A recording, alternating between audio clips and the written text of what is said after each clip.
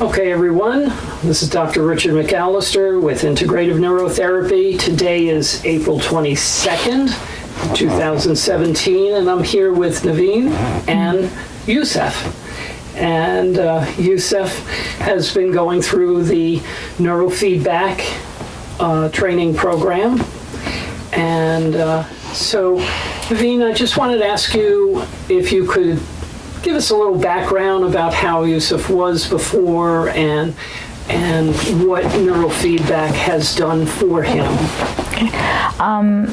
Yusuf, when he first came to neurofeedback, there was a lot of issues that the school was concerned about and we as parents were concerned about. He was diagnosed with ADHD and newly diagnosed with dyslexia. He was very delayed in reading and also delayed in math, but it was his favorite subject. So when we came in, it was because of the concern that his hyperactivity, he was moving a lot, and his delay in reading. Once we came here, we decided to go on forth and start the therapy. And that was in January? Yes, it was in January. And it was great because it confirmed what the doctors had said about the ADHD with the brain map, which I thought was a great approach to figure out what was going on. But it said that the brain map said he doesn't have a learning disability, which kind of gave us a little comfort. And after we started with the procedure, we've seen such a big difference, especially in his focusing while he's doing homework. He started sitting down and doing homework and concentrating. His fidgeting was much less, and he tremendously, even the school was very surprised with his reading ability. It tremendously peaked to the average level of a student in his class. And so when did you start noticing improvements relative to when he began? We started to notice improvements. First, the improvements were showing in his hyperactivity while he was doing homework. And it started like a month after we started the neurofeedback therapy, but then the peak of his reading just suddenly happened. And I see that happening often. Yes. With ADHD kids that are going through the neurofeedback. It's a very common thing. It just suddenly things pop. Yes, it did, and it did. It was like Yusuf is reading chapter books, and he's sitting down and reading and even comprehending. And when we came, you, Dr. Richard, actually told us that it might be just diagnosed with dyslexia because of his hyperactivity, that he's not actually gaining the focus to grasp the ability to read, and that was actually true, because once that was solved, Yusuf, just his reading just skyrocketed, and we're very happy with that. And you mentioned something about his personality. Coming out. Right after when Yusuf was very hyperactive, he was so focused on trying to kind of stimulate himself, but now like that he's much calmer, his personality is starting to come out.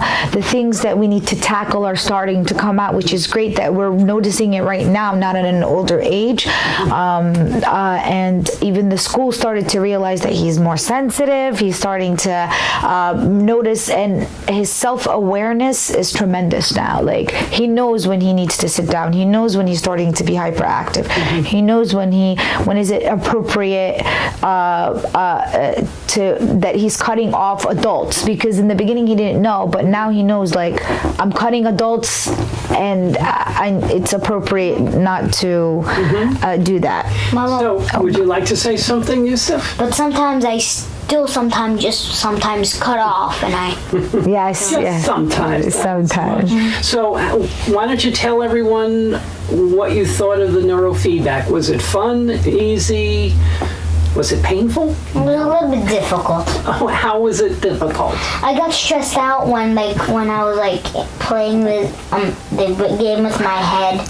that when the plane flies, I kept on. Yeah, that was in trying the to- beginning, right? Yeah, in the And beginning, but But I don't now, get stressed out. now you don't get stressed out. You did very, very well. Yes. And I should mention, Naveen, you're a scientist, biologist. Yes, I am. So it means a great deal to me that you are willing to tell everyone how things went and your observations.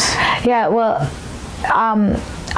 they've always, like the doctors and like the teachers, they always put medication on the front line for me, and they told me like that's the best way to do it. Like that's the way that he's going to get better. Sometimes we do need medication, but coming from a background of biology and understanding, knowing that kids with ADHD mostly have the parts, and you confirmed it with the brain mat, like the parts of their brain that where anxiety is triggered, stress is triggered, depression is triggered. I did not want to put Yusuf or open the doors of giving him medication that could make it worse.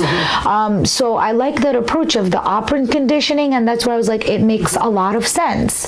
And also working like in the behavioral field, it does make sense. And then in the beginning I was a little skeptical, but then when I saw the change, it really did confirm that like even though he's diagnosed with something like that, like he could find his way out, like and you're helping him do that, you know. We're looking to optimize whatever his abilities are. Yes. Yes. You're doing very well, Yusuf. You've got a bright future ahead of you. Yeah. Thank you very much. And do I have your permission to use this video to show other doctors that are learning about this and other people that are thinking about neurofeedback and okay, and Mom, I have your permission to use Yes, this? you do. All right. Thank you very much. Thank you. Bye.